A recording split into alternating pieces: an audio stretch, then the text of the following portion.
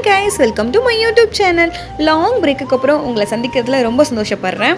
இப்போ நம்ம எங்கே போயிட்டுருக்கோம்னு பார்க்குறீங்களா? ஒரு ட்ராவல் விலாக் தான் இன்றைக்கி எங்களோட சேர்ந்து நீங்களும் பயணிக்க போகிறீங்க.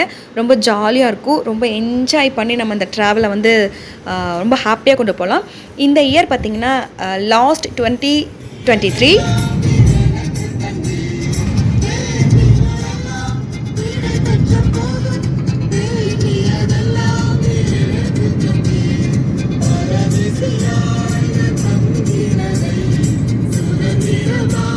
ஒரு வைப்போட ஒரு சாங் கேட்டுட்டு செம்ம என்ஜாயாக வந்து மேட்டுப்பாளையம் நியூ பாலம் ஓப்பன் பண்ணியிருக்காங்க. அதில் நான் ரொம்ப நாள் கழிச்சு இப்போ தான் ட்ராவல் பண்ணுறேன். ரொம்ப ஹாப்பியாக இருந்துச்சு. நான் வந்து ஷார்ட்ஸ் வீடியோவில் கூட போட்டிருந்தேன். செம்ம சூப்பராக இருந்துச்சு.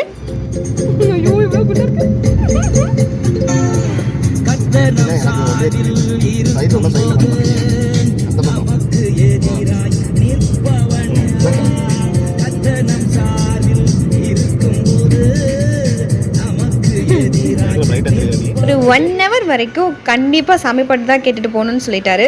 ஸோ சாமி பாட்டு வந்து பேக்ரவுண்டில் ஓடிக்கிட்டே இருக்கும். ஸோ அதனால தான் வந்து வாய்ஸ் ஓவர் கொடுக்கலான்னு வாய்ஸை வந்து மியூட் பண்ணிவிட்டேன். கொஞ்சம் இறைச்சலாகவும் இருந்துச்சு. மேட்டுப்பாளையமில் அப்படியே நம்ம என்ட்ராயிட்டே போயிட்டுருக்கோம். ஒவ்வொரு நிமிஷமும் பார்த்தீங்கன்னா எப்போ நம்ம மசனக்குடி போவோம், ஏன்னா லைஃப்பில் நான் பார்த்ததே கிடையாது, எப்போ மசனக்குடி போவோம்னு சொல்லிட்டு ஒரு ரொம்ப ஆர்வமாக நாங்கள் வந்து ஒரு செம்ம போட போய்கிட்டே இருந்தோம். முன்னாடி காரில் பார்த்திங்கன்னா அக்கா, மாமா, அப்புறம் பசங்க 4 பேர் வந்து முன்னாடியும் பின்னாடியும் மாறி மாறி வந்து ட்ராவல் பண்ணிகிட்டே வந்தாங்க எங்களோட. ஸோ மேட்டுப்பாளையம் பாலம் கிராஸ் பண்ண உடனே அந்த இடத்துல என்ட்ரன்ஸில் பார்த்திங்கன்னா ஊட்டி, கோத்தகிரி, குன்னூர் அப்படின்னு சொல்லிட்டு போர்ட் போட்டிருந்துச்சு. எவ்வளோ கிலோமீட்டர் அப்படிங்கிற வரைக்கும் மென்ஷன் பண்ணியிருந்துச்சு. அதை பார்க்கும்போது செம்ம ஃபீலாக இருந்துச்சு தெரியுங்களா? அந்த ஃபீல் வந்து எப்போ நம்ம ஊட்டி ஏறுவோம் அப்படிங்கிற மாதிரி இருந்துச்சு. அப்படியே பிளாக் தண்டரையும் நம்ம வந்து கிராஸ் பண்ணி அப்படியே ஒரு ஃபாரஸ்ட் ஏரியாவுக்குள்ளே போகலான்னு சொல்லிட்டு ஒரு ரயில் பாலம் ஒன்று வந்துச்சு. அதையும் நம்ம கிராஸ் பண்ணியாச்சு. மாமாவை முன்னாடி விட்டுட்டு பின்னாடி போகலாம் அப்படின்னு சொல்லிட்டு நாங்கள் வந்து அப்படியே பின்னாடி நாங்கள் வந்துக்கிட்டே இருக்கோம். இயற்கையை ரசிச்சுக்கிட்டு ஒரு லாங் ட்ரைவ் போகிறதே ஒரு தனி சுகந்தம் போல்.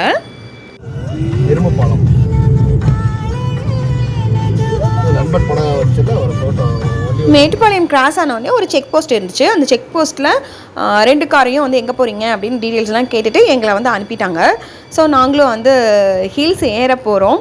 என் ஹஸ்பண்ட் வந்து இப்போ தான் ஃபஸ்ட் டைம் ஹில்ஸ் ஏறாரு. ஆனால் ஆல்ரெடி வந்து ட்ரையல் எடுத்துகிட்டு வந்துட்டார்.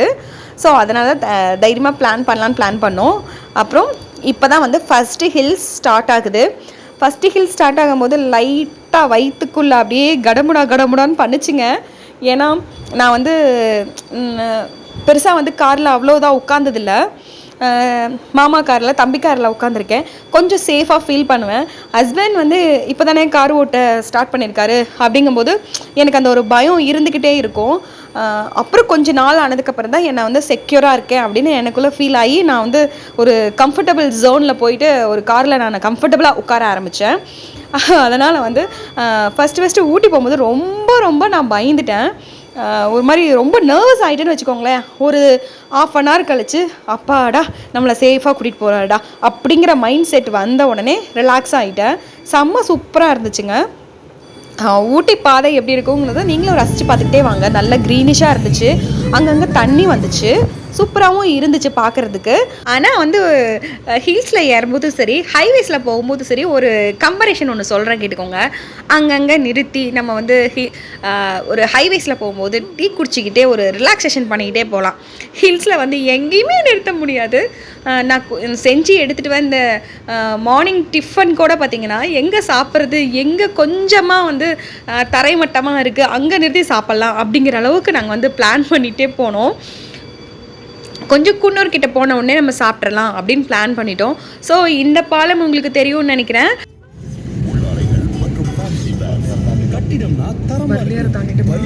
இனிமே தான் பெண்டு நிறைய வருங்க. இப்போ 3வது பெண்டு.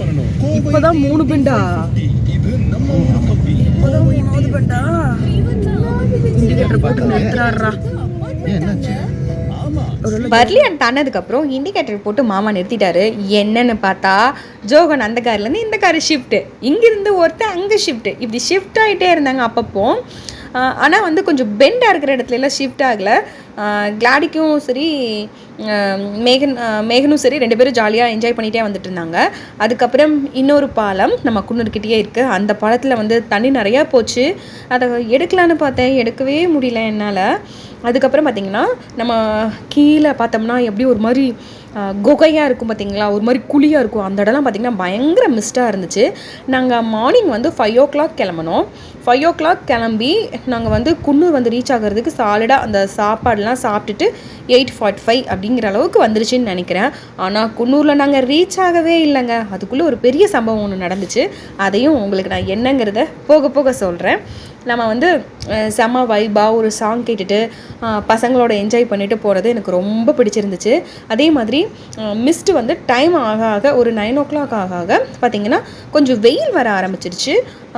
அதாவது வெயிலோடு சேர்ந்த மாதிரி லேசாக ஒரு குளிர் அடிக்கும் இல்லைங்களா, அந்த எட்டி பார்க்கும்போது ஃபுல்லாக உங்களுக்கு ஆழமாக குழியாக இருக்கும் தெரியுங்களா. அந்த இடம்லாம் பார்த்திங்கன்னா நல்லா மிஸ்ட்டாக இருந்துச்சு.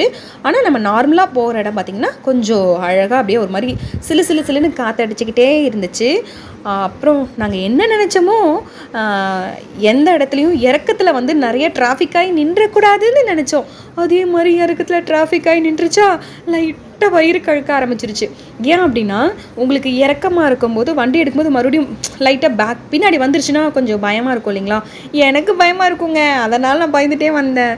ஆனால் அந்த ட்ராவல், அதாவது நம்ம போகிற பாதைகள் வந்து ரொம்ப சூப்பராக இருந்துச்சு. நான் ரொம்ப வருஷம் கழித்து போகிறேன்னு நினைக்கிறேன். அதுவும் பார்த்திங்கன்னா அப்படியே சக்கையாக இருந்துச்சுங்க. அந்த வீடியோவில் கேப்சர் பண்ணும்போது அவ்வளோ சூப்பராக இருந்துச்சு. நிறைய பேர் நின்று ஃபோட்டோஸ்லாம் எடுத்துக்கிட்டாங்க.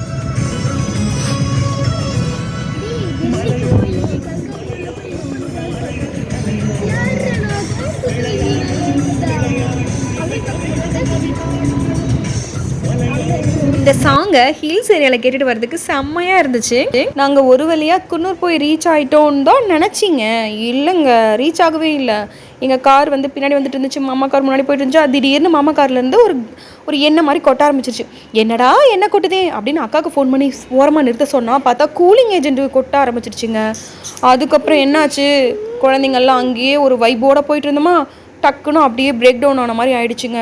இது ரெடி பண்ணுறதுக்கு எவ்வளோ நேரம் ஆச்சு தெரியுங்களா? அதெல்லாம் நான் உங்களுக்கு அடுத்த வீடியோவில் சொல்கிறேன். ரொம்ப சேடாக குன்னூருக்கு போகிறதுக்கு முன்னாடியே ஸ்டாப் ஆகி நின்றுட்டோம்.